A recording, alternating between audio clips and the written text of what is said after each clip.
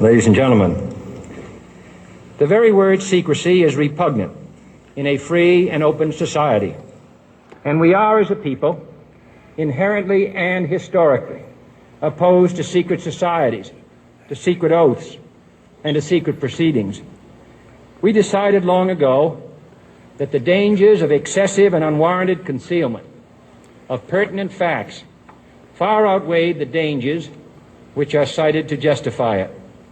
Even today, there is little value in opposing the threat of a closed society by imitating its arbitrary restrictions.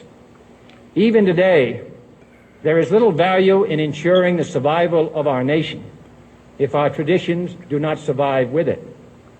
And there is very grave danger that an announced need for increased security will be seized upon by those anxious to expand its meaning to the very limits of official censorship and concealment.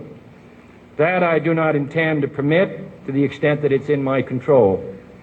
And no official of my administration, whether his rank is high or low, civilian or military, should interpret my words here tonight as an excuse to censor the news, to stifle dissent, to cover up our mistakes, or to withhold from the press and the public the facts they deserve to know.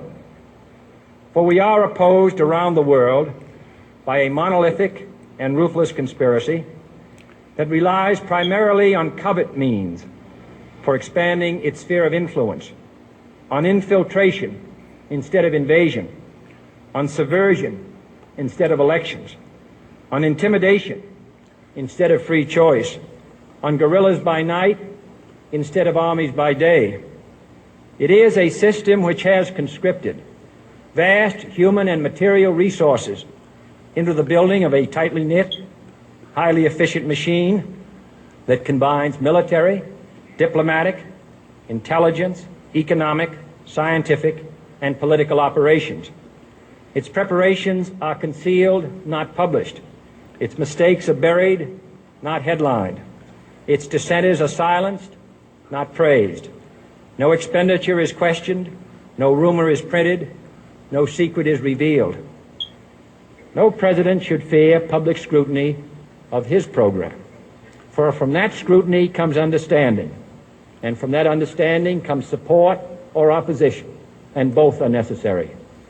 I am not asking your newspapers to support an administration, but I am asking your help in the tremendous task of informing and alerting the American people.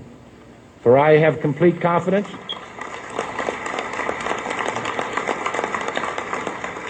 in the response and dedication of our citizens whenever they are fully informed. I not only could not stifle controversy among your readers, I welcome it. This administration intends to be candid about its errors. For as a wise man once said, an error doesn't become a mistake until you refuse to correct it. We intend to accept full responsibility for our errors, and we expect you to point them out when we miss them. Without debate, without criticism, no administration and no country can succeed, and no republic can survive. That is why the Athenian lawmaker Solon decreed it a crime for any citizen to shrink from controversy. And that is why our press was protected by the First Amendment, the only business in America specifically protected by the Constitution, not primarily to amuse and entertain, not to emphasize the trivial and the sentimental, not to simply give the public what it wants, but to inform, to arouse, to reflect, to state our dangers and our opportunities, to indicate our crises and our choices, to lead, mold, educate, and sometimes even anger public opinion. This means greater coverage and analysis of international news, for it is no longer far away and foreign, but close at hand and local. It means greater attention to improved understanding of the news, as well as improved transmission. And it means, finally, that government at all levels must meet its obligation to provide you with the fullest possible information outside the narrowest limits of national security.